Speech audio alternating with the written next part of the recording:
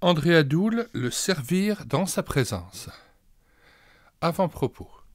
C'est un piètre serviteur de Dieu qui a écrit cet ouvrage, lui qui découvre bien tardivement qu'il avait des notions erronées quant au service divin que le divin maître attend des siens.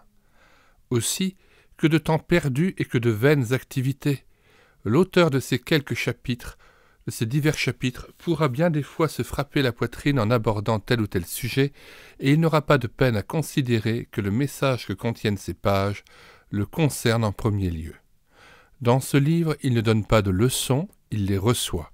Cela dit, je souhaite que la lecture de ce livre vous stimule et vous éclaire. Puisse le Saint-Esprit l'utiliser pour renouveler votre zèle. Soyons de bons serviteurs de Dieu, vigilants, dont les yeux ne quittent pas ce maître exceptionnel qui nous a tant aimés. Son joug est aisé et sujet de louange, lui seul est digne d'être suivi en priorité tout au long de nos journées. André Adoul. Chapitre 1, première partie. En mon esprit. À plein temps. Ils le servent nuit et jour dans son temple. Apocalypse 7, verset 15. Certaines notions erronées ont la vie dure parmi les croyants. Pour la plupart d'entre eux, être serviteur de Dieu, l'homme qui consacre sa vie à un ministère donné au sein de la communauté ou dans une œuvre, comme si ce beau titre était réservé aux pasteurs, aux missionnaires, aux diacres ou aux anciens. En vérité, tout chrétien est et devrait être un serviteur de Dieu, qu'il soit dans la rue ou à genoux dans sa chambre, devant son ordinateur ou sa machine, à la cuisine ou en promenade, à la maison ou à l'église. Tous, jeunes et vieux chrétiens, hommes et femmes, oui, tous ont été élus pour servir Dieu dans le secret d'abord, dans le foyer et l'église ensuite, puis dans le monde comme témoins du Dieu vivant. Il est une autre notion à revoir. Lorsqu'il est question de service, on pense aussitôt à certaines tâches précises, plus ou moins ponctuelles, confiées aux bonnes volontés de la paroisse. Par exemple, visiter les malades ou les veuves, secourir les pauvres, servir aux tables, annoncer l'évangile et témoigner. Comme si Dieu pouvait se contenter d'une petite action par-ci par-là, d'une ou deux visites par semaine rendues à des malades, d'une heure d'enseignement hebdomadaire à l'école du dimanche, d'une distribution de tracts deux ou trois fois par an.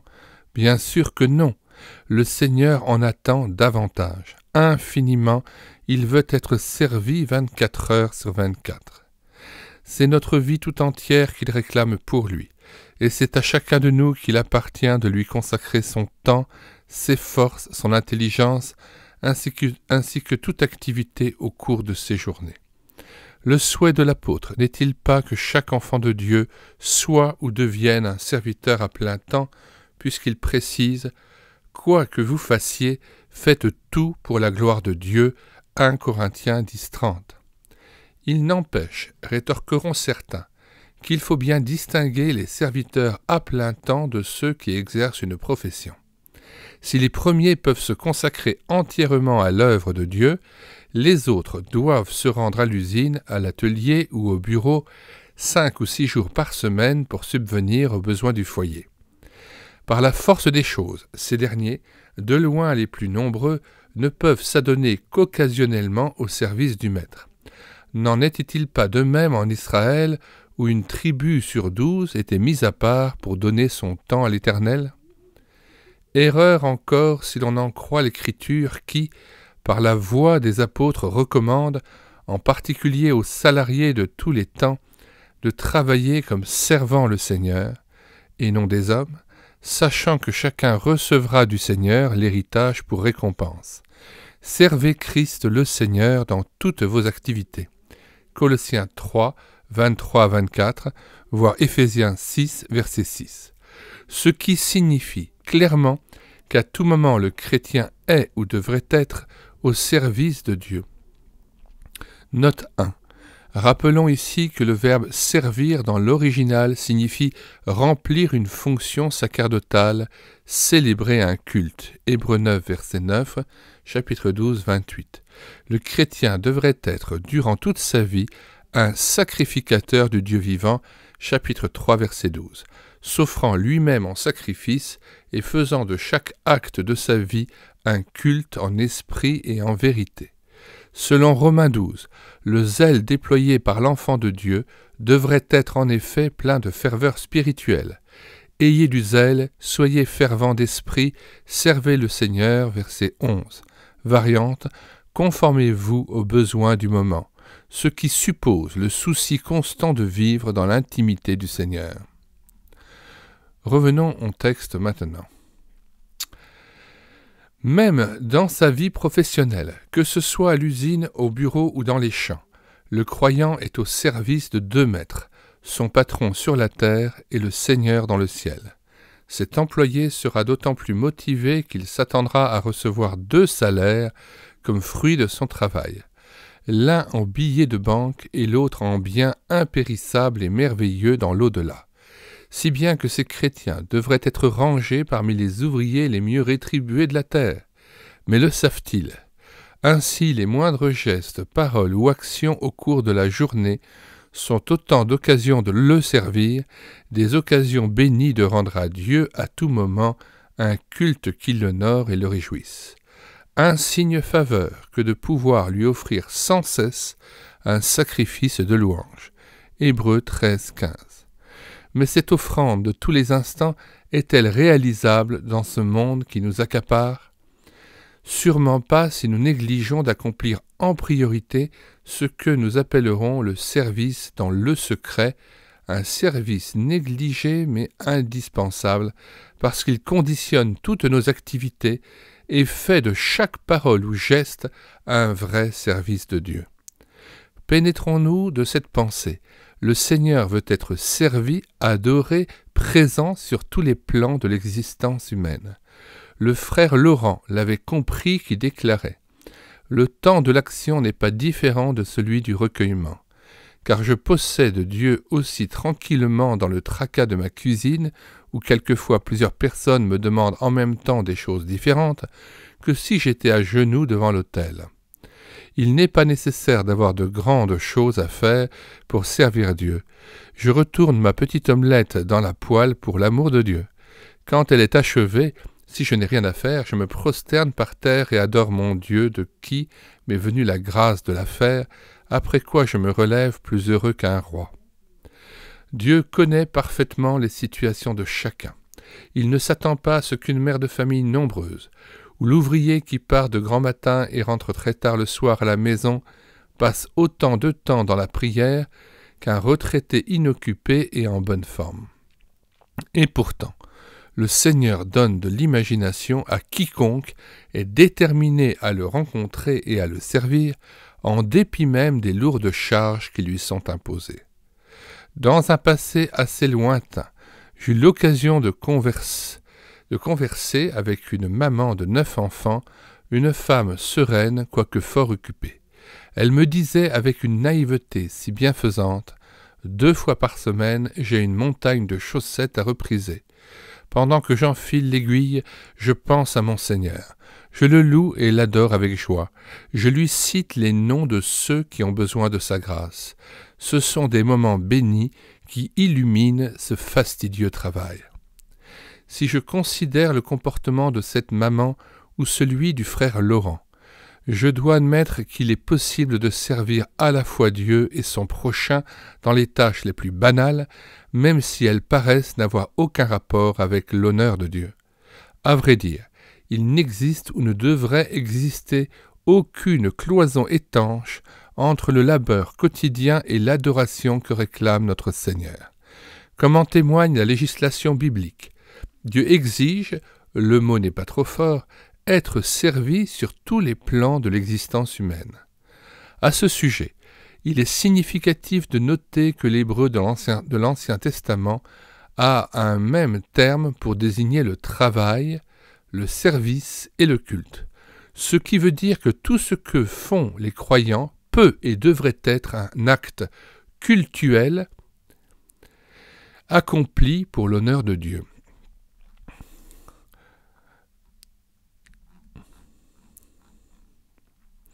Quoi que vous fassiez, en parole ou en œuvre, faites tout au nom du Seigneur Jésus, en rendant grâce par lui à Dieu le Père. Colossiens 3,17.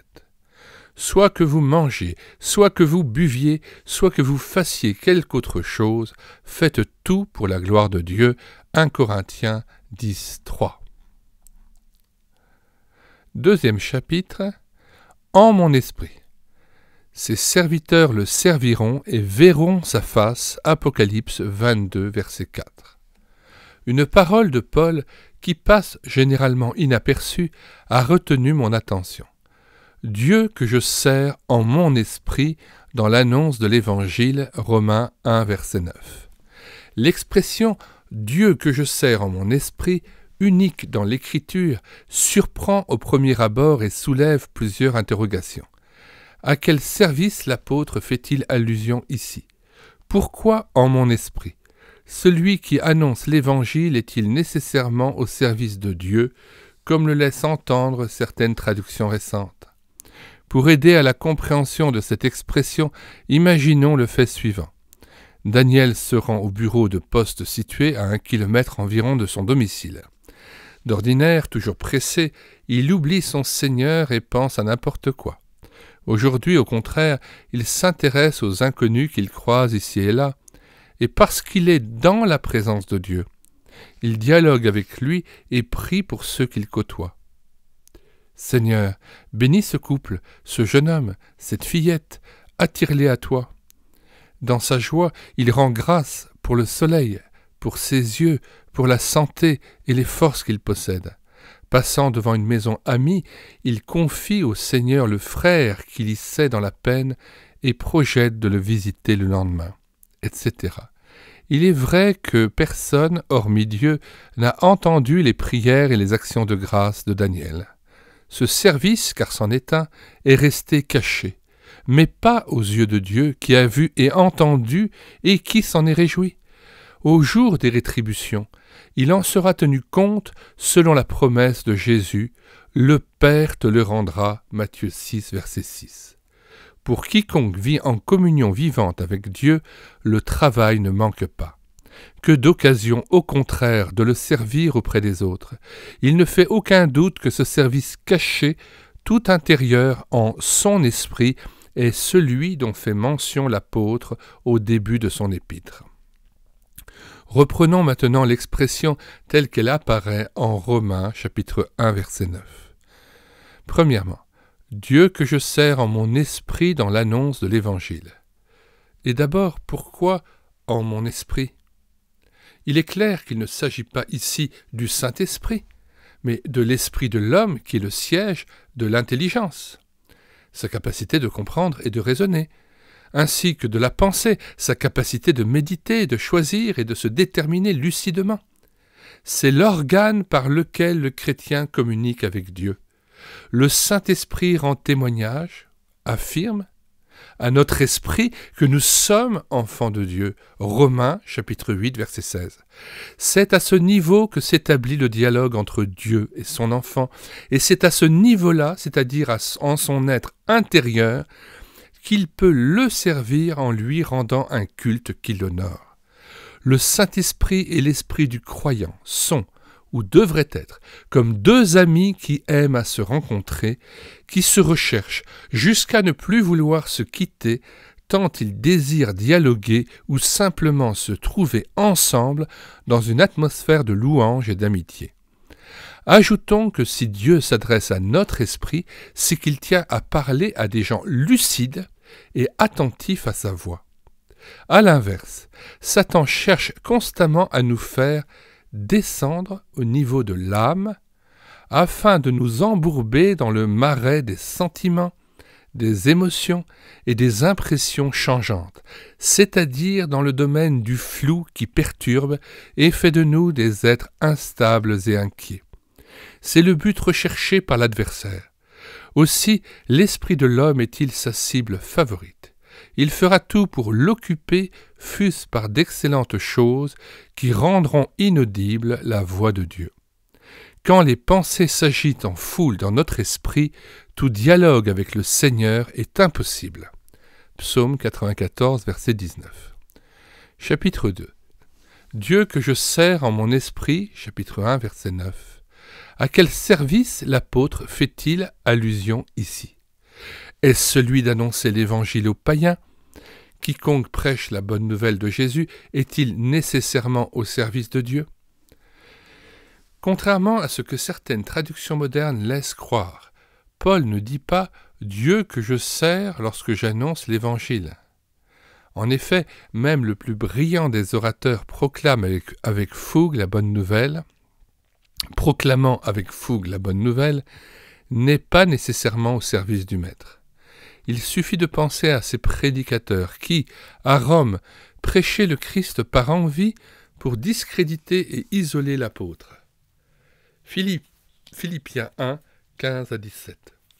Qui oserait les ranger parmi les authentiques serviteurs de Dieu? Note 1. Dans le sermon sur la montagne, Jésus n'est guère tendre à l'égard de certains qui prétendent le servir. Plusieurs me diront en ce jour-là, « Seigneur, Seigneur, n'avons-nous pas prophétisé par ton nom? N'avons-nous pas chassé des démons par ton nom? N'avons-nous pas fait beaucoup de miracles par ton nom? » Alors je leur dirai ouvertement, « Je ne vous ai jamais connus, retirez-vous de moi, vous qui commettez l'iniquité. » Matthieu 7, verset 22. Hélas, on peut prêcher le Christ tout en étant de piètres chrétiens. Toutefois, il est réconfortant de savoir que le maître de la moisson consent à utiliser le message de ceux-là même qui prêchent l'Évangile pour des motifs impurs, puisque Paul s'exclame avec confiance « De toute manière, Christ est annoncé et je m'en réjouis. » Philippiens 1, 16 à 17. Retour au texte.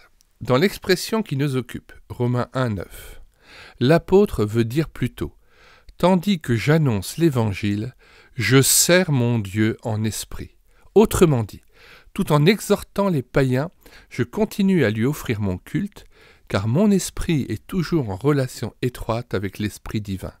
C'est devant Dieu, en tête-à-tête avec lui et revêtu de son autorité que l'apôtre parle, exhorte, témoigne, évangélise.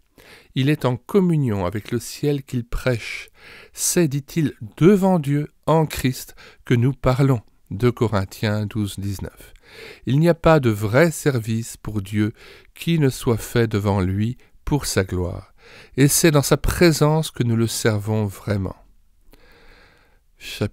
Petite note 2. Le service dans sa présence. Zacharie, le père de Jean-Baptiste, a prophétisé que Dieu accomplirait le serment fait à Abraham de nous accorder la faveur de le servir, littéralement de lui rendre un culte, dans sa présence tous les jours de notre vie. Luc 1, 73 à 75. Retour au texte. Si nous ne sommes pas tous des évangélistes, nous pouvons tous le servir en notre esprit. En effet, à l'instar de l'apôtre, une ménagère chrétienne en communion avec son Seigneur peut déclarer avec certitude et joie: « Lorsque je manipule des casseroles, que j'épluche mes carottes et lave la vaisselle, je sers Dieu en mon esprit. » La preuve, je dialogue avec lui tout en travaillant. Je prépare les repas et m'occupe de ma famille pour lui plaire. Et c'est dans une atmosphère de reconnaissance, de louange et de joie que j'accomplis ma tâche. De même, le plombier en train de souder, le menuisier de raboter, l'un et l'autre peuvent tenir un langage analogue s'ils sont en relation vivante avec leur Seigneur. La même action peut être service de Dieu ou non, suivant qu'elle est accomplie devant lui ou non. Cette pensée devrait nous alerter si nous tenons à le bien servir et à bâtir avec de l'or, de l'argent et des pierres précieuses. 1 Corinthiens 3, 12. Dans la pensée biblique, avons-nous dit, il n'existe pas de cloison étanche entre la tâche quotidienne et le culte que nous devons rendre à Dieu. Ce qu'il nous demande et attend, c'est qu'à tout instant et dans les moindres tâches, nous l'exaltions, l'esprit tourné vers lui, soucieux de lui plaire. Tel devrait être notre désir le plus cher. Toutefois, si cet objectif n'est pas atteint, ne perdons pas notre temps à nous culpabiliser. Revenons à lui sans délai si nous l'avons oublié. L'essentiel est que Dieu nous voit déterminés à vivre pour lui chaque instant de notre vie.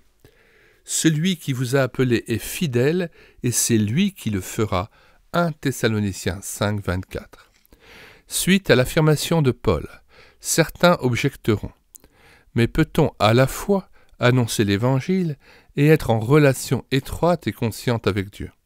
Peut-on parler aux hommes et en même temps dialoguer avec le ciel?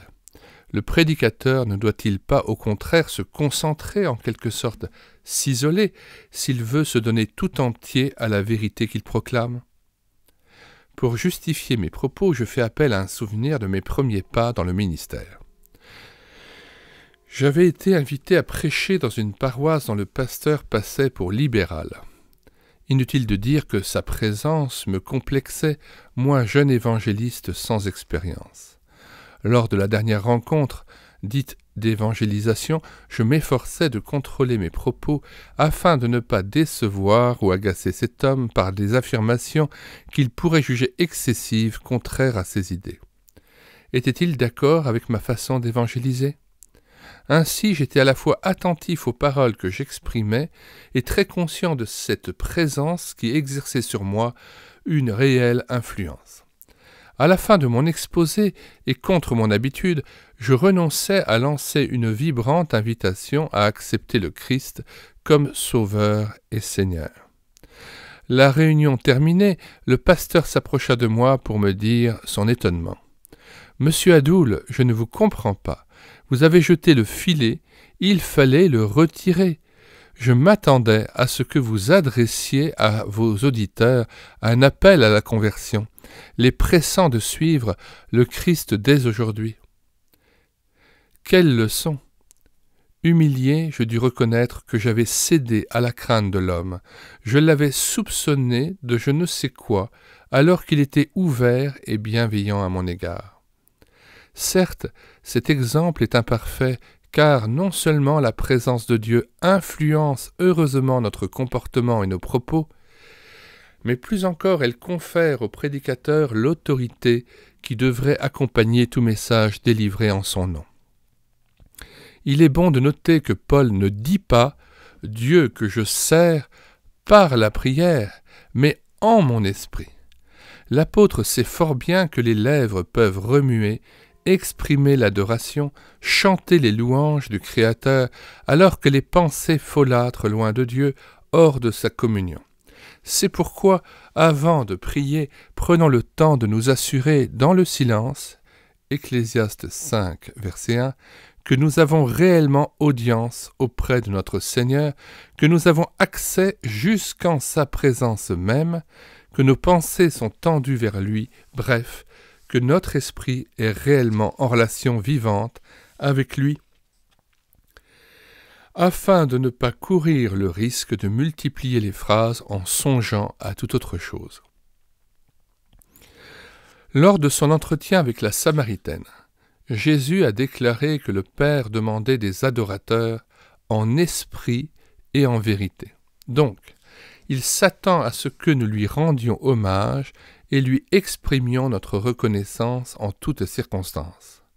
Cette adoration en esprit, c'est-à-dire ce dialogue intérieur en l'honneur de Dieu, ne s'encombre pas de cérémonies extérieures ou de rites qui n'ont aucune vertu en eux-mêmes. Elle est le fruit d'une communion vivante avec Dieu. En terminant ce chapitre, nous vous proposons de lire et de méditer les textes suivants tirés de l'Écriture. Ils sont autant d'impératifs qu'il importe d'observer pour plaire à notre Seigneur. Faites tout pour la gloire de Dieu. 1 Corinthiens, chapitre 10, verset 31. Quoi que vous fassiez en parole ou en œuvre, faites tout au nom du Seigneur Jésus, en rendant grâce par lui à Dieu le Père. Colossiens 3, 17. Rendez continuellement grâce à Dieu le Père pour toutes choses, au nom de notre Seigneur Jésus-Christ. Éphésiens 5, 20 à 21. Question. Êtes-vous conscient d'avoir négligé ce service intérieur que Dieu attend de vous? Seriez-vous déterminé à lui donner la première place dans votre vie? Apprendre par cœur la parole de Jésus. Matthieu 25, 37 à 40. Un service conscient. Servez l'Éternel avec joie. Psaume 100, verset 2. Servez l'Éternel de tout votre cœur. Josué 22, verset 5. Voudriez-vous réfléchir sur les questions suivantes?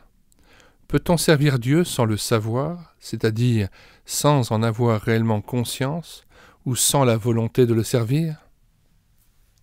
Est-il suffisant de rendre un bon témoignage dans la vie professionnelle, de fournir un travail bien fait, de veiller sur son comportement à l'atelier ou au bureau, pour être authentiquement serviteur de Dieu? Sommes-nous nécessairement au service de Dieu lorsque nous accomplissons de bonnes œuvres et sommes dévoués, généreux, pleins d'attention à l'égard du prochain? Peut-on transformer un acte banal de la vie quotidienne en un service de Dieu? Sommes-nous à coup sûr serviteurs de Dieu lorsque nous distribuons des tracts ou remplissons une tâche dans l'Église, etc. Autant de questions qui méritent réflexion et bonne réponse. Premièrement, et d'abord, peut-on servir Dieu sans en être conscient? Je vous le demande. Un ouvrier ébéniste qui bricole chez lui le samedi peut-il ignorer qu'il travaille à l'atelier pour son patron durant les jours ouvrables? Les expressions « servez l'Éternel avec joie » ou « servez-le de tout votre cœur » ou encore « quoi que vous fassiez en parole ou en œuvre, faites tout au nom du Seigneur en rendant par lui des actions de grâce à Dieu le Père » Colossiens 3,17 me paraissent fournir la réponse biblique recherchée. En effet, est-il possible d'éprouver de la joie à le servir de tout notre cœur si nous pensons à autre chose? Enfin, peut-on accomplir une œuvre au nom du Seigneur avec action de grâce sans être conscient de le servir? Cette joie du service, ces actions de grâce qui l'accompagnent, la préoccupation de tout faire pour la gloire de Dieu prouvent éloquemment que nous sommes bien conscients de servir le Seigneur. Sans doute certains lecteurs, en désaccord avec ce qui précède, ne manqueront-ils pas de me rappeler les réflexions étonnées des justes de la parole de Matthieu 25, 34 à 46. Quand avons-nous vu avoir faim ou avoir soif, et t'avons-nous donné à boire? Ces élus compatissants, il est vrai, ne savaient pas qu'en portant secours au prochain, c'était en vérité au Christ lui-même qu'il se donnait. Loin d'infirmer ce que nous avons dit plus haut, ce récit apporte de l'eau à notre moulin. Après tout, pourquoi Jésus raconte-t-il cette parabole? N'est-ce pas pour que nous sachions que nous sommes serviteurs du Seigneur lui-même, chaque fois que nous allons au-devant de celui qui souffre? Il m'est arrivé bien des fois d'entendre au téléphone une personne dépressive me lancer un SOS d'une voix suppliante. Elle veut me rencontrer d'urgence dans l'heure qui suit, ce qui généralement contrecarre mes plans et ne manque pas de m'indisposer. Toutefois, si je suis conscient que cette visite imprévue va me fournir l'occasion de servir mon Seigneur, alors mes dispositions de cœur à l'endroit du malade changent totalement. L'accueil que je lui réserve est tout autre, ainsi que le long entretien qui vient après. Loin de me croire piégé par un importun, j'éprouve au contraire une réelle satisfaction de donner, comme serviteur de Dieu, un peu de mon temps à mon prochain, ce qui est pour moi un nouveau sujet de joie et de louange. Deuxièmement, fournir un travail bien fait, rendre un bon témoignage dans sa vie professionnelle, veiller sur ses faits et gestes pour donner le meilleur de soi, est-ce pour autant servir le Seigneur? Pas nécessairement. Dans tous les corps de métier, il y a des artisans qui s'efforcent, avec passion, de produire un travail soigné, irréprochable et de grande qualité.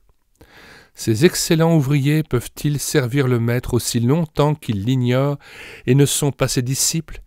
Et puis Dieu veut plus que de la bonne besogne ou qu'une conduite exemplaire, puisque l'apôtre précise « Travaillez comme servant le Seigneur, servez le Seigneur ». Autrement dit, lorsque vous accomplissez votre tâche, soyez bien conscient de servir le Christ. Agissez comme s'il était votre employeur, comme si c'était sa gloire et non le salaire qui motive votre cœur à l'ouvrage. S'il en est ainsi, tout changera dans vos paroles et dans vos actes, que vous soyez au bureau ou à l'atelier, dans le foyer ou dans l'église. Troisièmement, autre question. Est-il important de savoir que je sers mon Seigneur lorsque je me retire à l'écart le matin pour l'adorer et lui offrir mon culte avant de partir au travail? Sans aucun doute. Dans un passé assez lointain, il me souvient d'avoir rencontré en Bretagne un chrétien qui s'enorgueillissait d'avoir été le cuisinier du président Poincaré au palais de l'Élysée. Pensez donc, il avait eu l'insigne honneur de mijoter des plats pour les grands de ce monde. Et pourtant, ce frère avait raison d'être plus fier encore d'avoir été admis définitivement au service du roi des rois. C'est une immense faveur que Dieu accorde à tous les siens, à vous et à moi. Il importe donc que nous soyons conscients d'une part que nous servons le Seigneur des Seigneurs chaque fois que nous cherchons sa face pour lui offrir notre culte, et d'autre part que ces instants vécus dans le secret recevront plus tard une récompense éternelle. Le Père qui voit dans le lieu secret te le rendra. Matthieu 6, verset 6. C'est pourquoi, en nous approchant de Dieu pour l'adorer, ne manquons pas de lui dire avec reconnaissance « Seigneur, tu m'accordes maintenant le fabuleux privilège de te servir. Je le sais et je t'en bénis. Permets que je réponde pleinement à ton attente, car je veux t'honorer de tout mon cœur. Le Seigneur n'est pas un maître qui me tienne à distance. L'idée ne pourra m'effleurer si je sais qu'il me désire, qu'il m'attend et m'assure un libre accès en sa présence au moyen du sang de Jésus. Maintenant, essayons diverses situations. Je suis secrétaire de direction, emploi que j'assume avec compétence, m'a-t-on dit. Et parce que je suis chrétienne, j'accomplis ma tâche avec application auprès d'un patron exigeant et pas toujours facile. Comment puis-je servir mon Dieu au bureau? Vous avez raison de veiller sur vous-même pour fournir un travail bien fait que vous accomplissez sans aucun doute dans un bon esprit. Comme nous l'avons dit, Dieu s'attend à ce que vous soyez à la fois à son service et au service de votre employeur. Naturellement, c'est en votre esprit seulement que vous pouvez être servante du Seigneur dans votre activité professionnelle. Un patron mécontent disait, en parlant de l'un de ses ouvriers, chrétien bavard qui avait constamment le nom de Dieu sur les lèvres, « Ce n'est pas un mauvais gars, et il est doué pour faire un bon tisserand.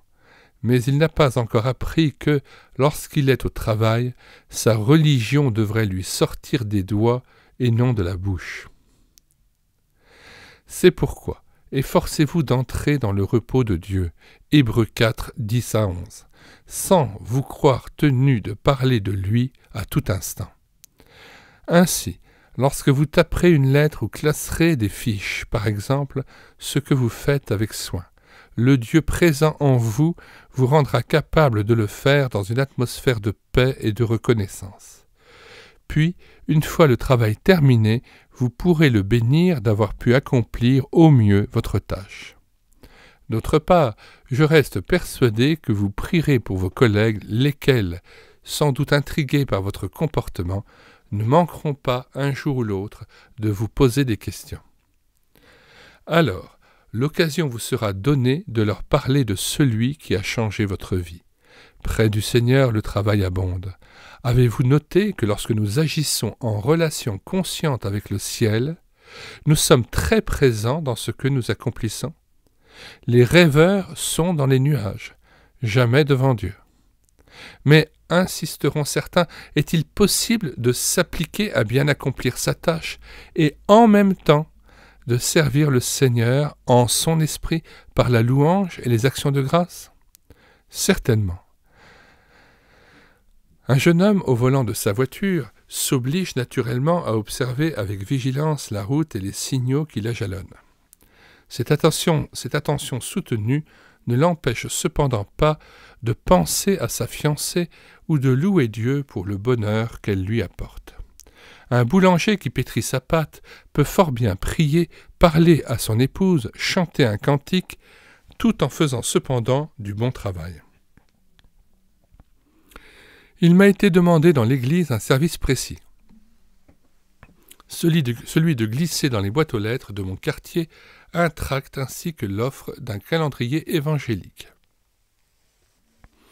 Je l'accomplis avec l'espoir que plusieurs personnes en recherche liront le message et se tourneront vers le Sauveur par le moyen de ces imprimés. Est-ce que je sers le Seigneur pour autant? Être au service de mon Église n'est pas nécessairement être au service du Seigneur, même si le but poursuivi est louable. En effet, je puis distribuer ces imprimés comme le ferait un facteur si je l'en chargeais. D'ailleurs, que ce soit le facteur ou moi-même, le Seigneur peut fort bien atteindre un incroyant par ce moyen, puisqu'il consent même à utiliser un évangile annoncé pour de mauvais motifs, Philippiens 1, 15 à 18. Toutefois, si vous êtes en communion vivante avec Dieu, tout en glissant les prospectus dans les boîtes aux lettres, vous aurez la joie d'intercéder pour les inconnus à qui vous destinez ces messages, en les nommant chaque fois, puisque leurs noms sont inscrits sur ces boîtes. Et comme Paul, vous pourrez dire en usant de la même formule « Dieu, que je sers en mon esprit lorsque je distribue mes imprimés ». Est-ce que je sers mon Dieu lorsque je me rends à l'église le mercredi soir pour participer à la soirée biblique? Pour vous répondre, je dois vous interroger. Pour quel motif irez-vous à l'église? Pour parfaire vos connaissances bibliques seulement? Parce qu'il faut encourager le pasteur qui fait de si riches exposés? Pour y rencontrer les amis chrétiens? Par habitude? Parce que ça vous fait du bien? En tout cas, soyez sûr que tout changera si vous êtes vraiment en relation d'amour avec notre Seigneur, votre Seigneur. Heureux dans sa présence, vous bénirez Dieu pour sa parole, pour l'occasion qu'il vous offre de sonder les Écritures. Dans la joie de vous trouver parmi les frères et sœurs en la foi, vous rendrez grâce à Dieu pour la famille chrétienne et porterez devant lui celui qui est chargé de présenter l'étude. Que sais-je encore? Peut-être serez-vous attristé de voir le peu d'intérêt que montrent la plupart des membres de l'Église. Cette constatation vous incitera à prier pour certains de vos amis qui désertent ces rencontres si enrichissantes. Ainsi, vous ne serez pas un simple auditeur, mais un auditeur au service du Seigneur. Croyez-le, Dieu vous donnera beaucoup à faire, même dans les réunions où l'on est généralement passif. Tout change quand on est près de lui. Surtout, que les lignes ci-dessus ne vous accablent pas au point de soupirer. Malheur, tout mon service n'a été que de la paille, et il n'en restera rien au jour du jugement. Halte là, ce n'est pas à vous de jauger la qualité de votre service. Laissez votre passé à Dieu et n'y revenez pas puisque vous ne pouvez le changer. Plutôt que de vous culpabiliser, reconnaissez une fois pour toutes devant Dieu que vous avez été jusqu'ici ou dans telle circonstance un piètre serviteur. Puis accrochez-vous à lui, émerveillez à la pensée que sa miséricorde et sa fidélité ne font jamais défaut. Ce que vous n'avez pas fait dans le passé, vous pouvez le faire maintenant. Donc, en avant. Donnez du prix à une vraie communion avec Dieu. C'est lui qui fera de vous un serviteur qui bâtit avec de l'or et des perles précieuses. Pas de relâche. Quoi qu'il en soit, refusez le découragement si les progrès sont lents et tenez bon. que vos yeux restent fixés sur Jésus. Celui qui vous a appelé est fidèle et c'est lui qui le fera. 1 Thessaloniciens 5,24.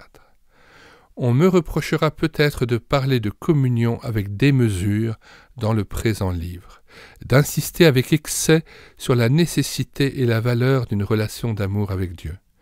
Mais m'est-il possible de servir Dieu si je vis hors de sa communion, si je l'oublie des heures durant et n'ai aucune pensée pour lui? Trop de chrétiens s'accommodent d'un Dieu lointain, théorique, qui ne joue aucun rôle dans leur quotidien. C'est le Seigneur seul, présent et agissant en nous par le Saint-Esprit, qui est le moteur et l'inspirateur de toute action accomplie pour lui. La valeur de notre service dépend de l'état de notre relation avec lui.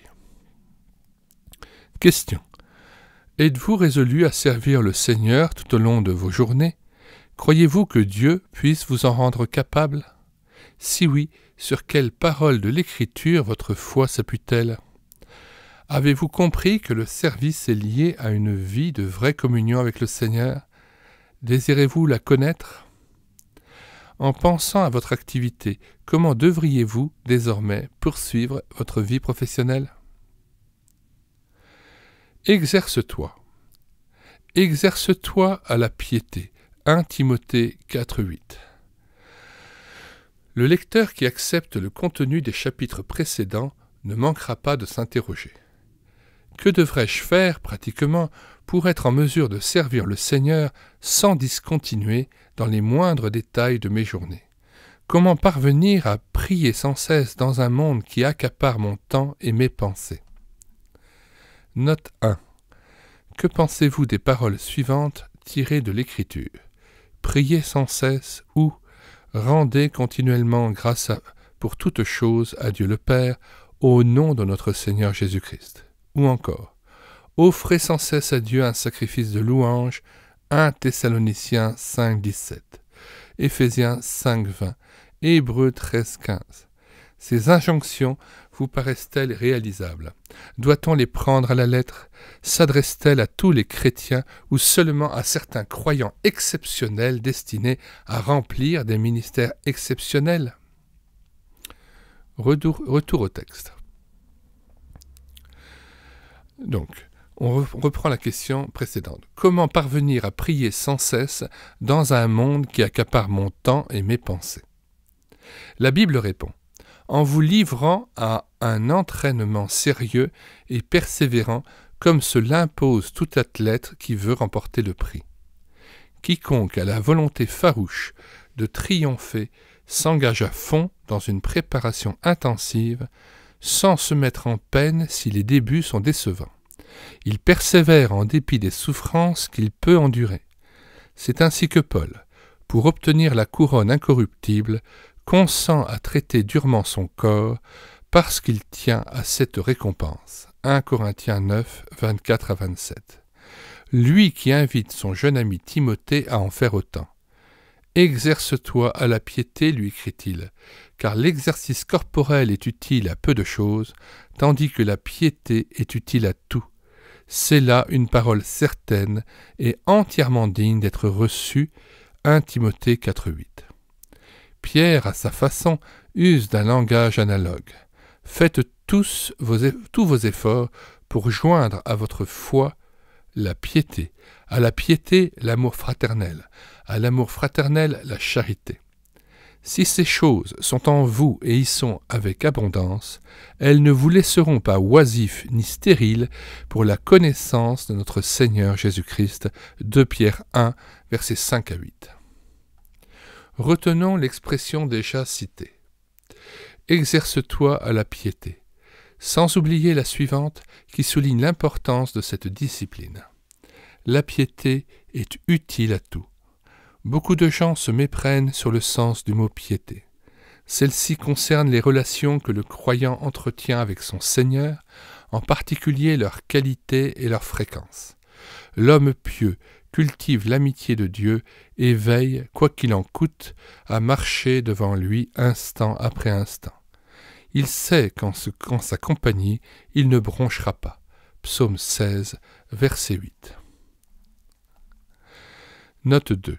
L'homme pieux n'est pas nécessairement, comme on le croit, celui qui formule de magnifiques prières dans l'Église, qui se plaît dans les conventions et les rassemblements chrétiens en tout genre, et qui a constamment le nom de Dieu à la bouche, qui étale ses connaissances bibliques ou se gargarise de doctrine.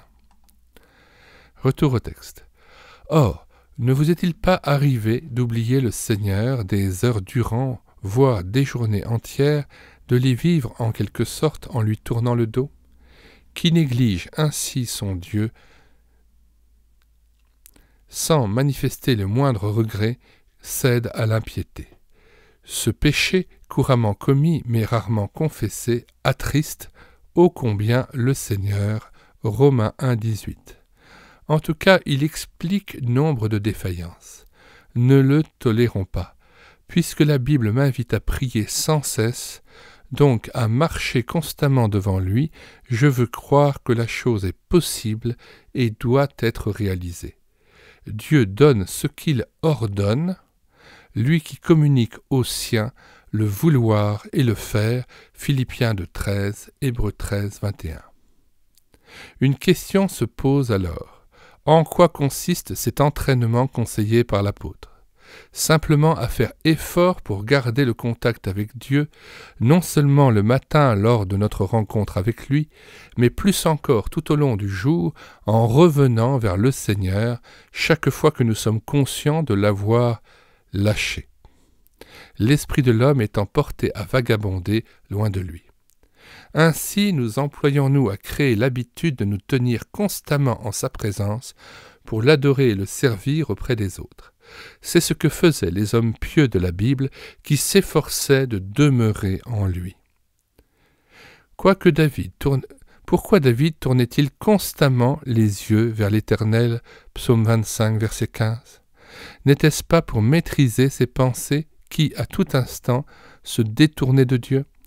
Le psalmiste avait la volonté bien arrêtée de rester en communion avec lui, puisqu'il ajoutait « J'ai constamment l'Éternel sous mes yeux » Psaume 16, verset 8.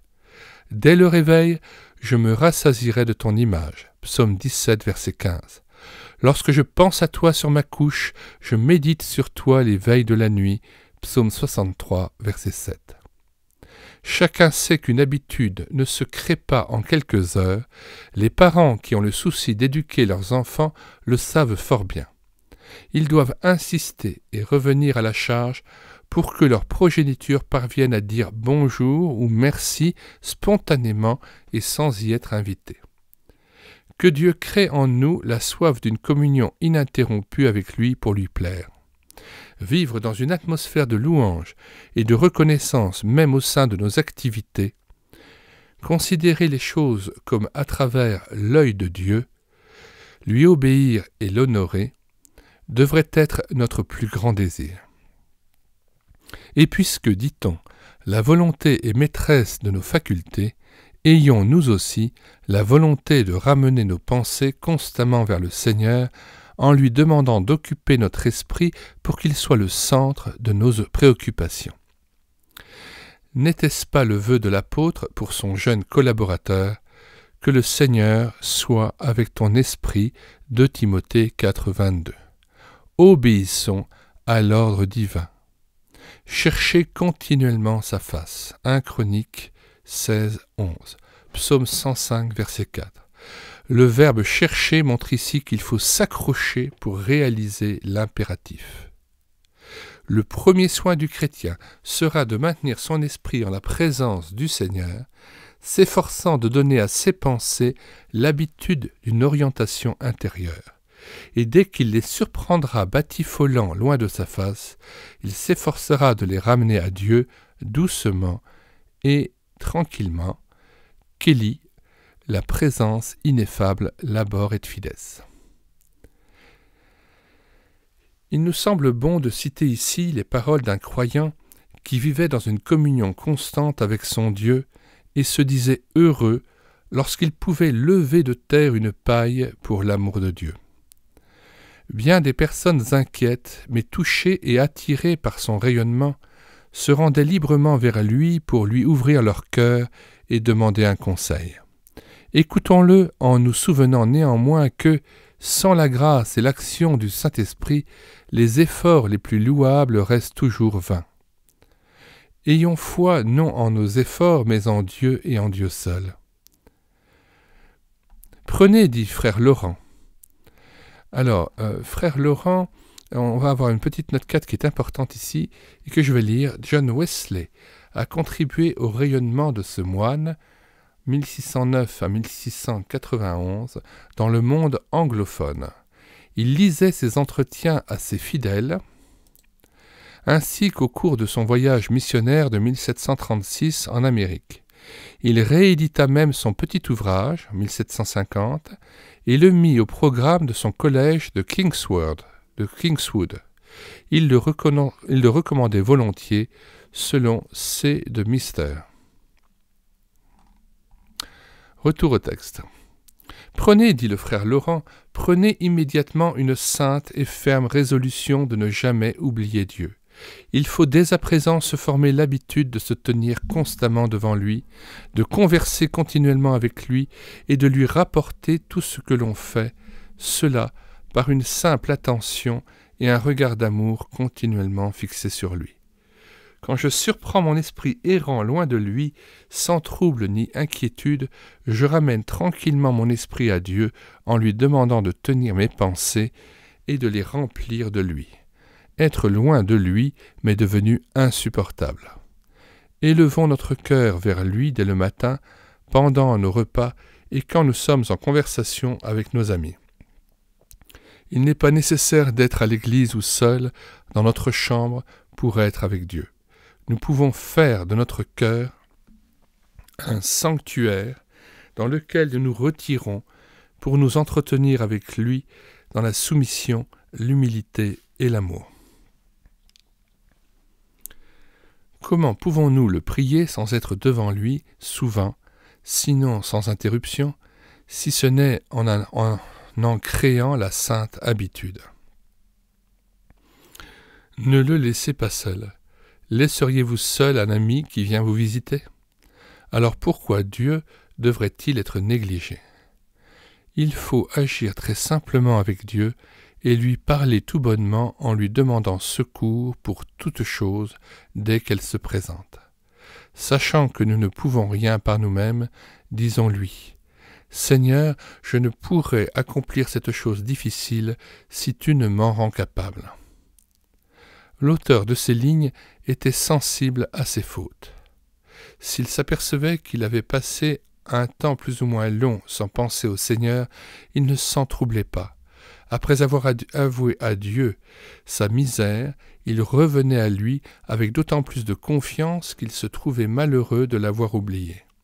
Mais il ne se décourageait pas pour autant. Il avouait ses fautes à Dieu sans chercher à se justifier ou s'excuser.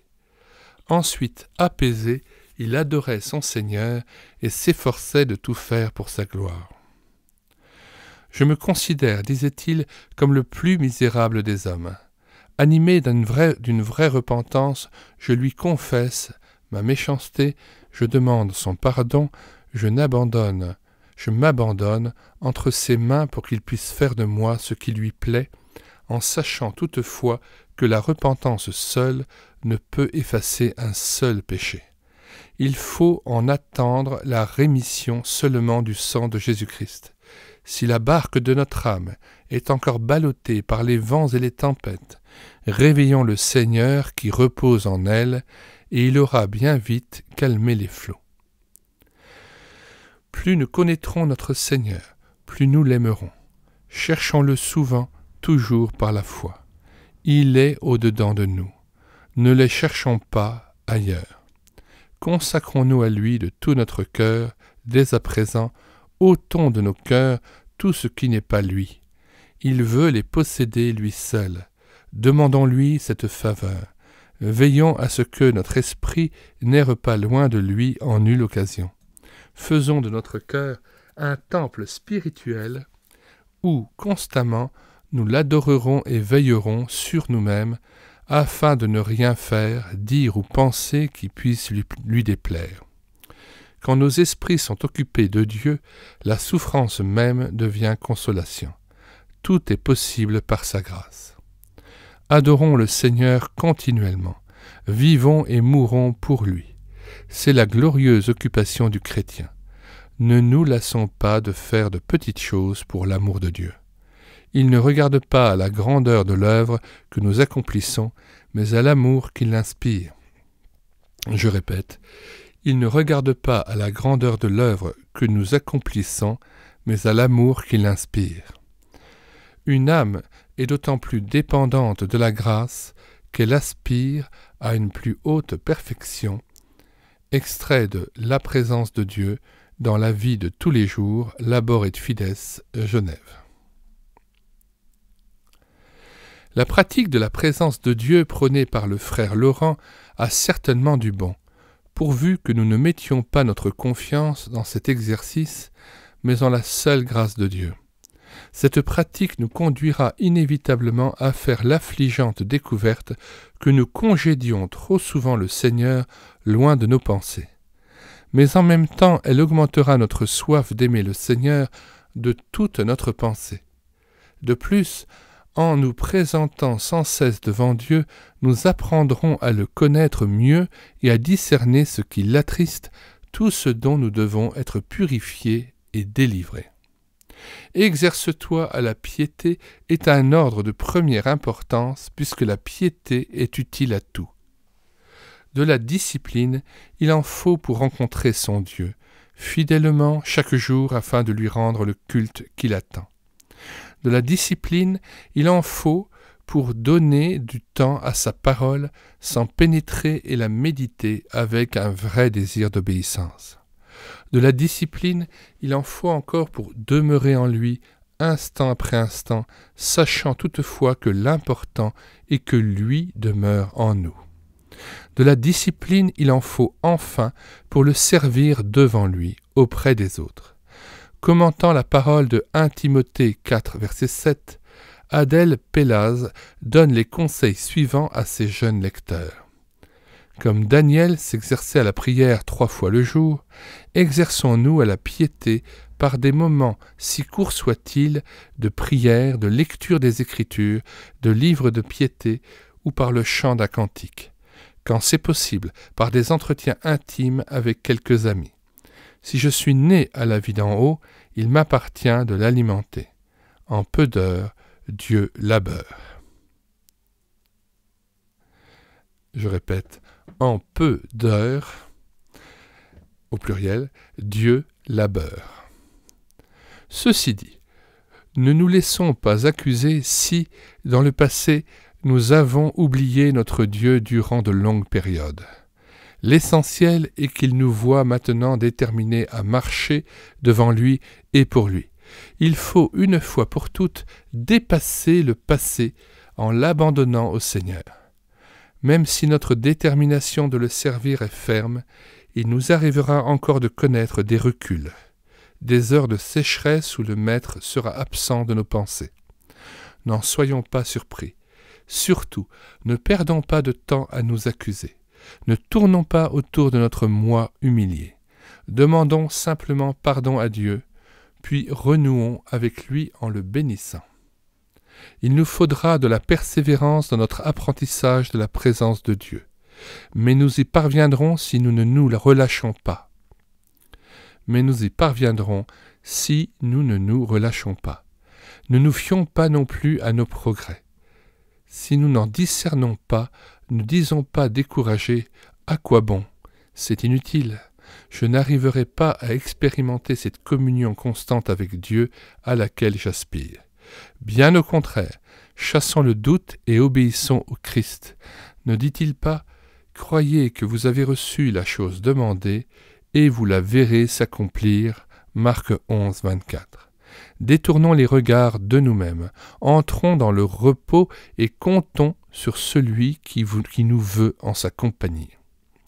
La communion à laquelle aspire tout chrétien est un don du ciel, même s'il lui est demandé de veiller à l'entretenir, de faire tous ses efforts pour demeurer en lui. C'est une grâce promise par le Dieu fidèle qui nous a appelés à la communion de son Fils. 1 Corinthiens 1, 9. Tout vient de lui, et c'est de lui seul que nous devons tout attendre, le juste vit par la foi. Question. Avez-vous pris au sérieux les injonctions citées plus haut et qui renferment les expressions « sans cesse » et « continuellement » vous concernent-elles? Deuxièmement, croyez-vous que le Seigneur veut vous rendre capable d'accomplir sa volonté, à savoir prier sans cesse? Troisièmement, avez-vous réellement soif de vivre en communion étroite avec le Seigneur, et cela à tout instant? Avez-vous compris la valeur d'une telle communion pour vous-même? Êtes-vous résolu à passer aux actes? Que Dieu vous soit en aide. Le connaître pour le servir. Croissez par ou dans la connaissance de Dieu. Colossiens 1,10. Croissez dans la grâce et dans la connaissance de notre Sauveur et Seigneur Jésus-Christ. 2 Pierre 3,18. S'adressant à ses enfants spirituels, l'apôtre apporte dans ses propos une rectification qui n'est pas sans intérêt. Maintenant que vous avez connu Dieu, ou plutôt que vous avez été connus de Dieu, comment retournez-vous? Galates 4, verset 9. De fait, si les chrétiens de Galatie ont une connaissance de Dieu, note 1.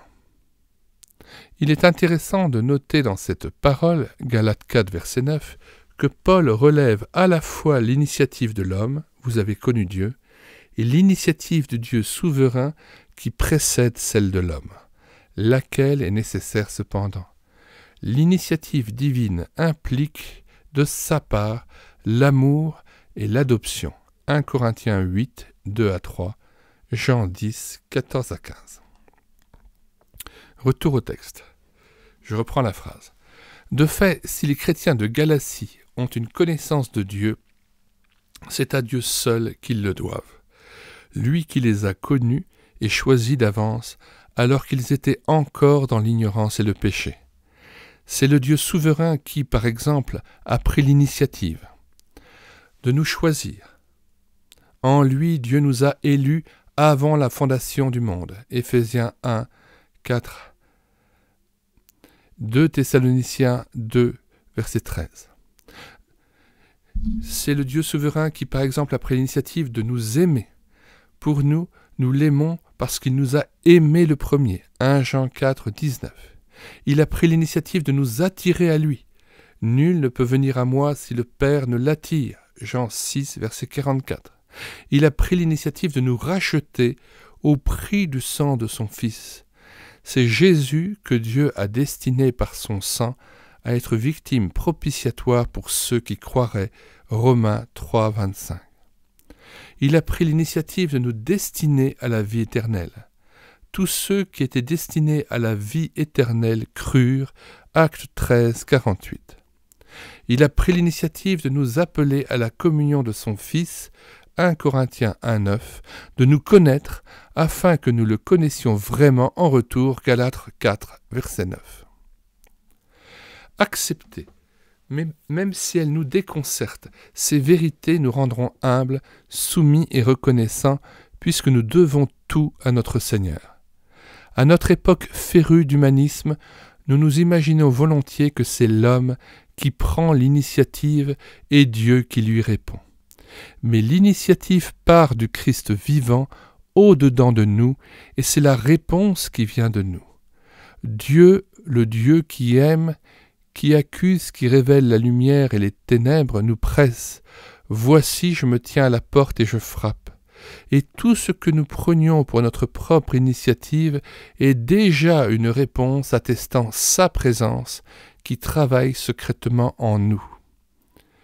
T. Kelly. K-E-2-L-Y.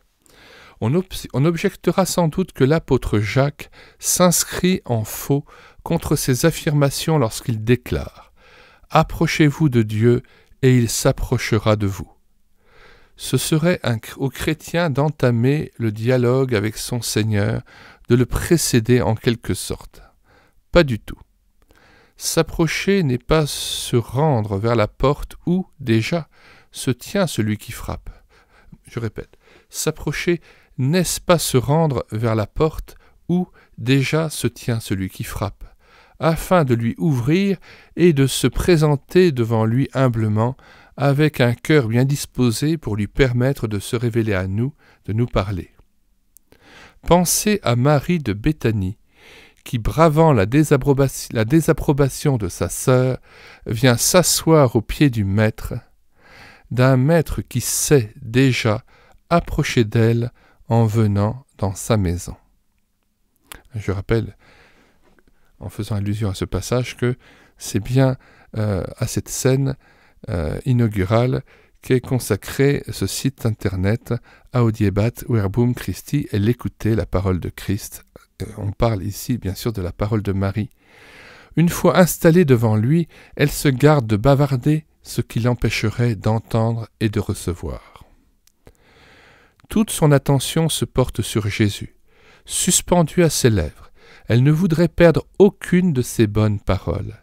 Et c'est là, dans sa présence et dans le silence, qu'elle peut bénéficier de son enseignement, puis lui ouvrir son cœur et l'interroger à son tour. Imitons-la. Après tout, c'est le Seigneur qui nous pousse à le rechercher au début de nos journées pour lui rendre le culte qu'il attend des siens.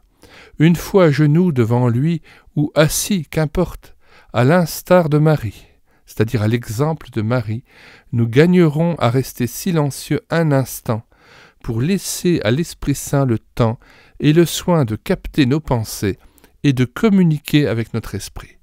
Nous ne parlerons à Dieu que lorsqu'il nous aura parlé et parce qu'il nous aura parlé. Il est bon d'attendre en silence le secours de l'Éternel. Dans la Bible, le terme « connaître » a un contenu plus dense que notre langue ordinaire. Celui qui s'exclame « Oh, un tel, je le connais pour l'avoir rencontré plusieurs fois, je me sens capable de le reconnaître dans la rue si je le croise », devrait avouer qu'en réalité, il sait fort peu de choses de la personne qu'il prétend connaître. Il ignore tout de son caractère, n'ayant jamais eu l'occasion de la fréquenter et de converser avec elle. Il faudrait qu'il fût d'elle un familier, un cher ami, pour bénéficier de ses confidences et avoir quelque idée de ses habitudes, de ses préférences, de ses travers et de ses qualités. Même dans le couple le plus uni, les conjoints ne se connaissent pas totalement. Il y a toujours une partie de soi que l'orgueil occulte et s'oppose à dévoiler. Dieu exige que l'écran orgueil soit enfin levé, c'est-à-dire que l'homme consente à se tenir comme nu devant celui qui sonde les reins et les cœurs. Alors le Seigneur se fait réellement connaître à sa créature et l'introduit, c'est toute son œuvre, dans une relation d'amour filial qui est véritablement connaissance de Dieu. Il est vrai que le Seigneur se révèle à celui qui médite l'Écriture avec humilité et soumission. Il n'empêche que cette connaissance, aussi fidèle soit-elle, cette découverte de Dieu au travers même de sa parole, peut n'être qu'intellectuelle, donc superficielle. Il est possible d'apprendre avec exactitude beaucoup de choses sur le Rédempteur et de vivre cependant bien éloigné de lui. Le chrétien qui a de lui une connaissance superficielle le recherche surtout pour son propre bonheur et sa propre satisfaction, en quelque sorte pour son confort, ce qui n'est qu'une forme de mondanité. Il est friand de merveilleux et d'expériences surnaturelles dont il pourrait tirer gloire. Il en va tout autrement de celui qui expérimente une vraie relation d'amitié avec son Dieu. Ce chrétien-là se plaît à découvrir ses perfections pour les refléter.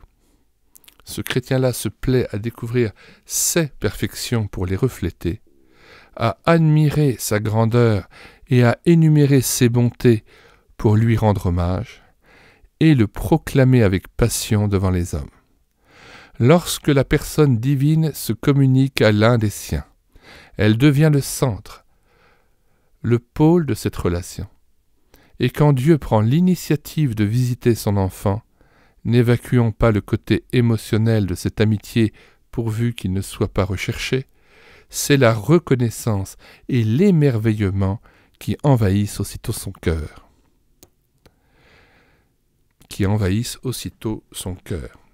C'est le donateur et non le don reçu qui est l'objet de sa recherche et de son admiration. Vivre dans une relation de profonde intimité avec le Père, c'est cela le connaître.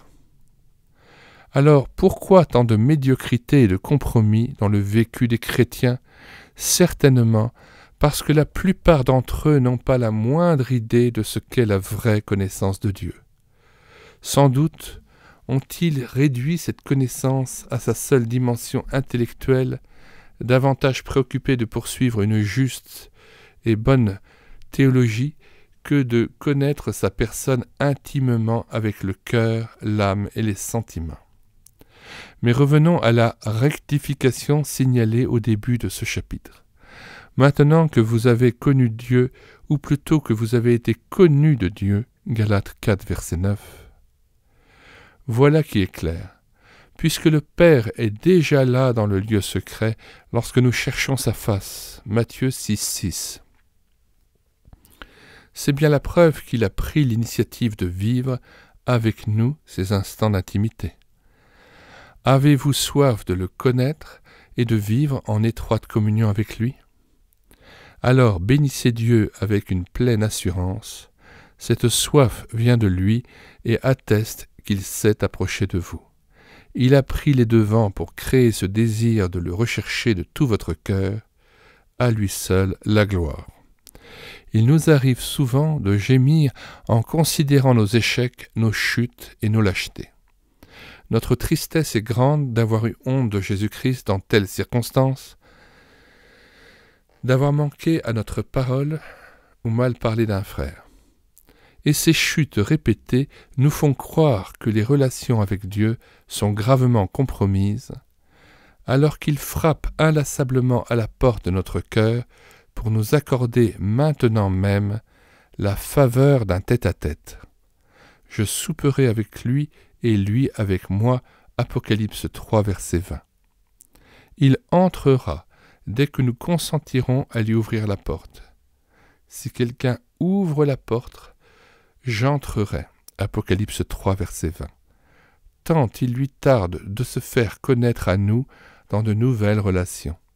Rien de ce qui nous afflige ne le rebute. Ouvrir la porte, c'est répondre à sa présence.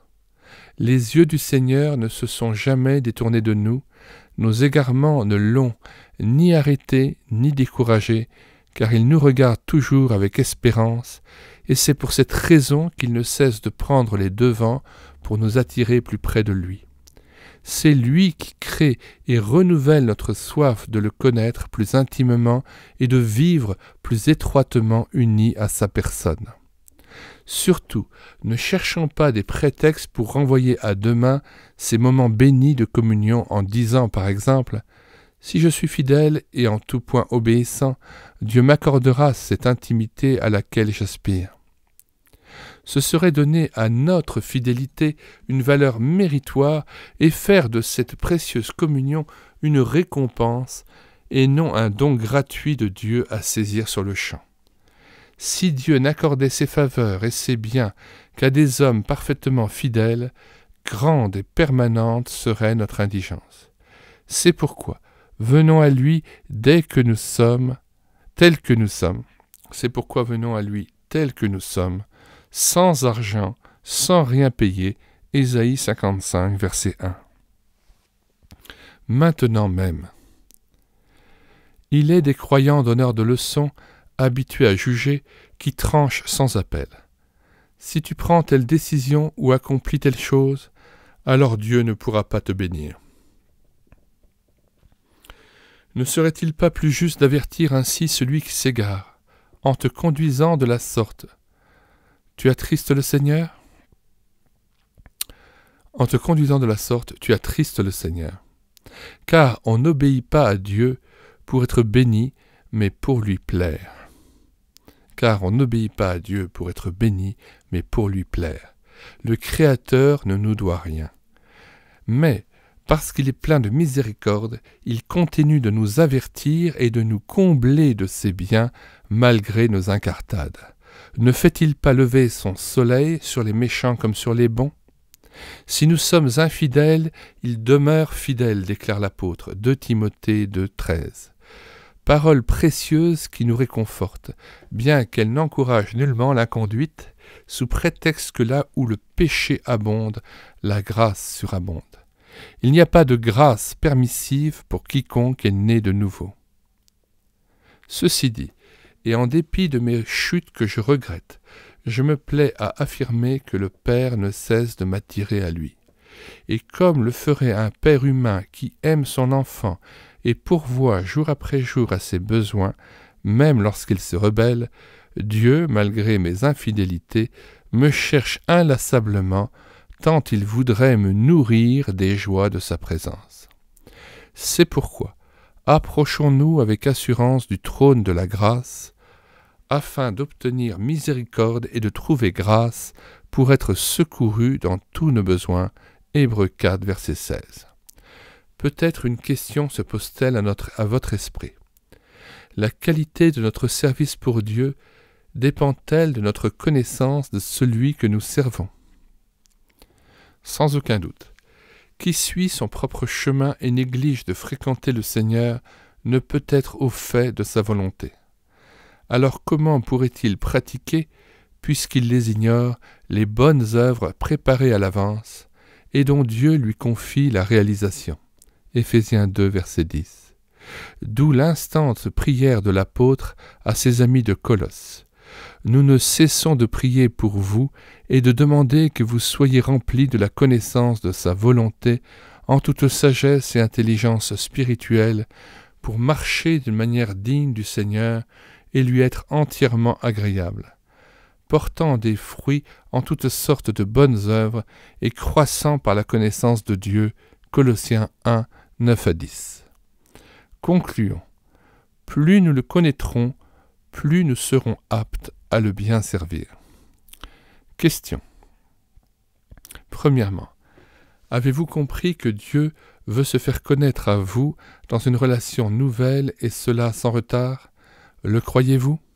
Deuxièmement, avez-vous pris conscience de l'impossibilité de vivre une vie chrétienne en Christ, de suivre la direction du Saint-Esprit sans une communion étroite et quotidienne avec Dieu ? 3. Avez-vous soif de vivre instant après instant dans l'intimité du Seigneur ? Relisez Jean 7, verset 37. Et bénissez celui qui frappe à la porte de votre cœur. Laissez-le entrer maintenant par un acte tout simple d'abandon et de foi.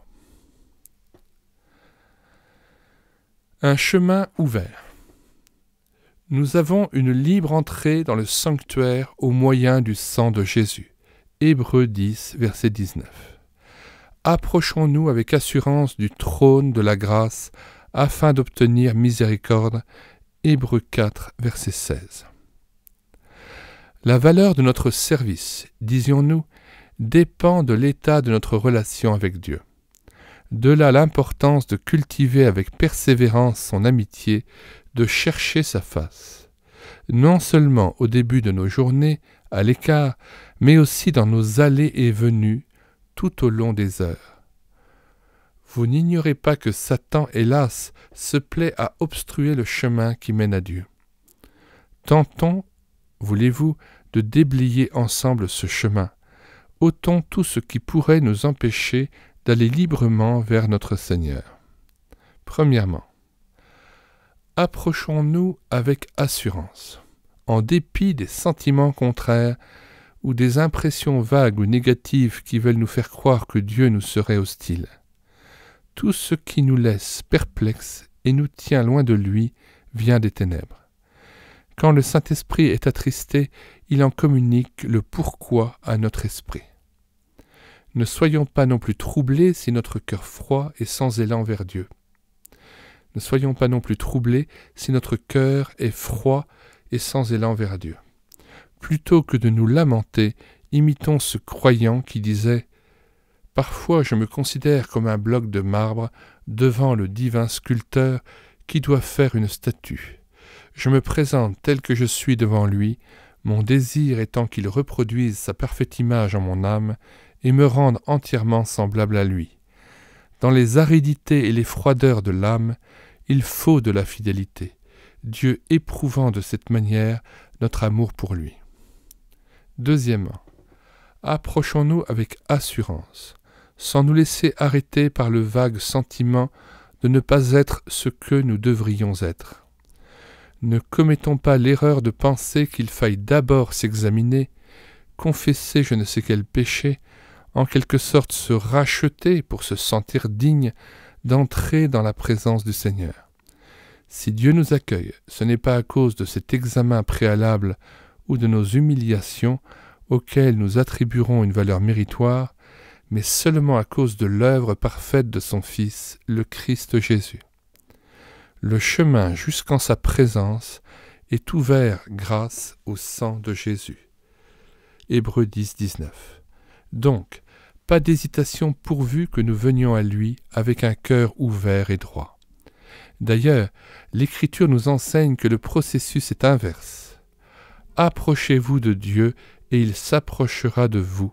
Sentez votre misère. Jacques 4, verset 8.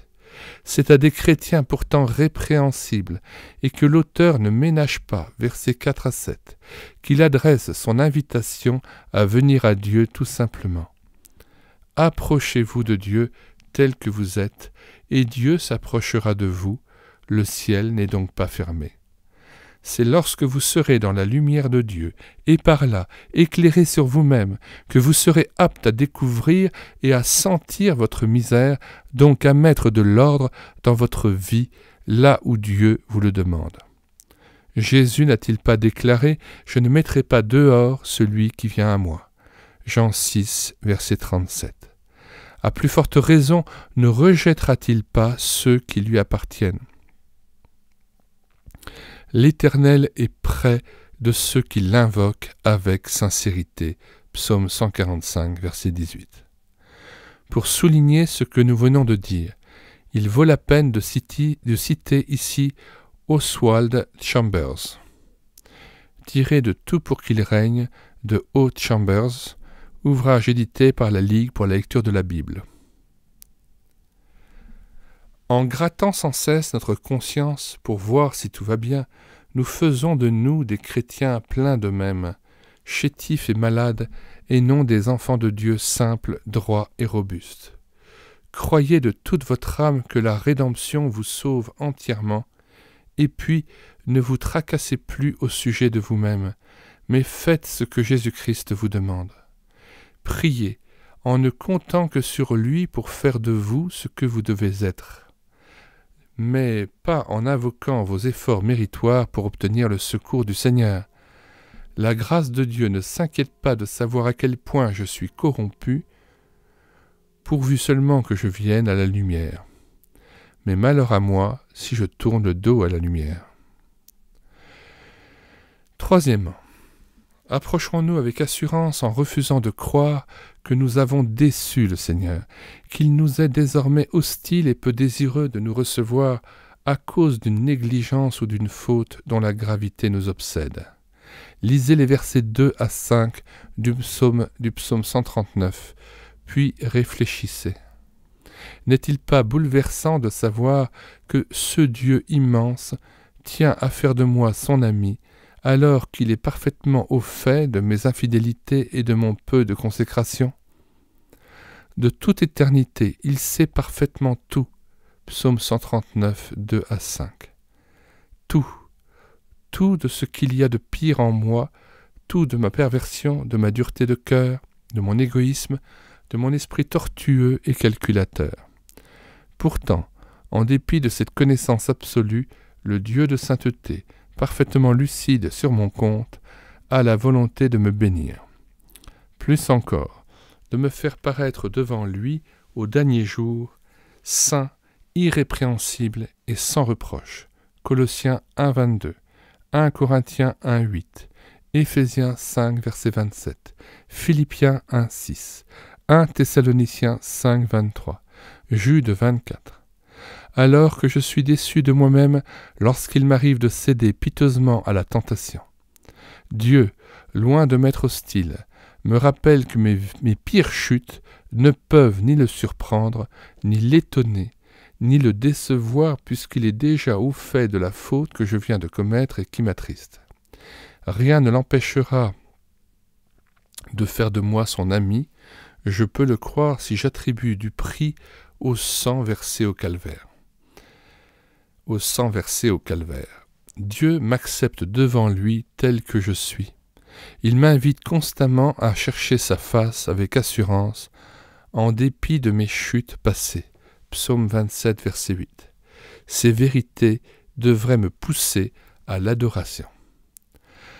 Approchons-nous de lui avec assurance en nous persuadant que si nous avons le désir de le rencontrer et d'être en communion avec lui, c'est qu'il a lui-même mis ce désir dans notre cœur.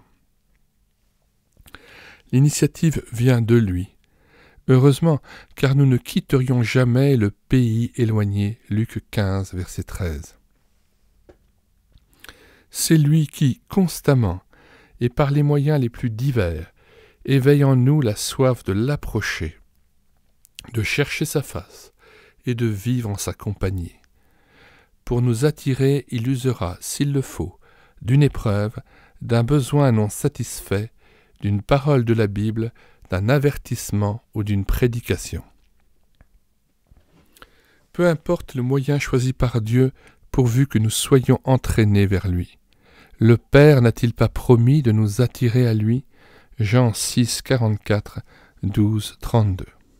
Cinquièmement, approchons-nous de lui avec assurance, sachant qu'il nous attend, et plus encore nous presse de le chercher.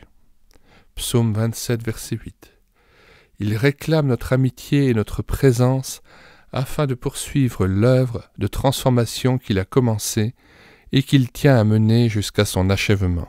Philippiens 1, 6. Il réclame aussi notre présence parce qu'elle lui est agréable. La Bible le confirme en comparant la prière à un parfum que le Seigneur hume avec délice. C'est pourquoi hâtons-nous de le rejoindre pour lui faire plaisir en nous laissant obséder par cette pensée « Dieu me désire » comme un père aimant jubile d'avoir son enfant près de lui pour le serrer sur son cœur. Chapitre 6. Enfin, approchons-nous de Dieu avec confiance, persuadés qu'il ne nous décevra pas. Sa présence, c'est déjà le ciel. Une joie et une paix surnaturelle inondent le cœur de quiconque expérimente cette amitié. Philippiens 4, verset 7. Parlant d'expérience, le psalmiste nous fait envie lorsqu'il déclare « Il y a d'abondantes joies devant ta face » Psaume 16, verset 11.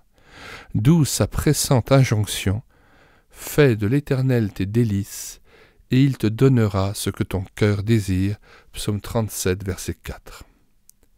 Ici, pas de méprise cependant. C'est la personne de Dieu qu'il faut rechercher, et non la joie ou les sentiments merveilleux que l'on peut éprouver dans son intimité. Avez-vous déjà goûté combien le Seigneur est bon? Que ces pensées nous encouragent et nous incitent à nous tenir sans désemparer dans la présence de Dieu. Restons sourds aux insinuations de Satan qui le dépeignent comme un père fouettard, intraitable et exigeant, prenant plaisir à nous gourmander. Ô Seigneur, donne-moi envie d'être près de toi tout au long de mes journées. Tu es un Dieu incomparable. Jésus priait en un certain lieu, rappelle l'Évangile selon Luc. Lorsqu'il eut achevé, un des disciples lui dit « Seigneur, enseigne-nous à prier. » Luc 11, 1 et 2. Ah, qu'il était grand, le Fils prosterné devant son Père. Entre eux, pas de nuages. Le ciel était toujours ouvert lorsque Jésus priait. D'emblée, il était dans la présence de son Dieu et cette présence ne le quittait pas. Leur relation était si intime, si libre et si parfaite qu'elle forçait l'admiration de ceux qui en étaient les témoins. En pensant à de telles relations, N'éprouvez-vous pas, comme les 12, la soif de goûter à une telle intimité avec le Seigneur? Si tel est le cas, sachez que Dieu vous appelle à connaître cette relation d'amour filial que Jésus expérimentait en permanence. L'apôtre Paul déclare « Dieu est fidèle, qui vous a appelé à la communion de son Fils Jésus-Christ notre Seigneur. » 1 Corinthiens 1,9.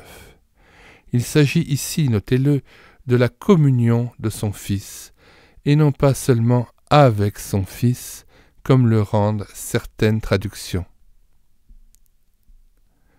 Le fait que nous soyons appelés à la communion de son Fils nous permet d'affirmer que le Seigneur veut nous accorder telle une grâce, la faveur de connaître ces relations d'amour filial qui s'étaient établies entre le Fils lui-même, fait homme, et son Dieu. Ainsi, étroitement unis au Christ par la foi, nous participons à cette vie de communion déjà ici-bas, et il ne tient qu'à nous d'expérimenter ces relations bénies dont il veut nous faire don. Hélas, il y a tellement d'incrédulité dans notre cœur, et nous connaissons si mal notre Dieu que nous acceptons difficilement l'idée qu'il est possible de recevoir cette grâce maintenant même. Oh, si nous savions combien il lui est agréable de nous entendre exalter l'œuvre de son Fils bien-aimé avec reconnaissance, émerveillement et foi. Le sang versé par Jésus est tellement précieux aux yeux du Père. Si nous en prenions pleinement conscience, nous ne nous lasserions pas de rappeler ce sacrifice qui nous a donné pleine liberté de venir à lui. Il ne suffit pas de dire « Seigneur, donne-moi envie d'être en communion avec toi », ni d'ajouter « Puisque tu m'appelles à la communion de ton Fils, je crois, Seigneur, que tu veux et peux m'accorder cette grâce maintenant même. » Faites un pas de plus en vous confiant en celui qui vous a appelé à la communion de son Fils. Si vous lui avez livré votre vie, condition importante, vous pouvez dire au Seigneur sans douter « Je réponds à ta présence et te bénis pour ce don inestimable que tu m'offres maintenant. » Ne doutez pas, puisque c'est le Dieu fidèle qui a formulé la promesse. Le don est peu de choses à côté du donateur.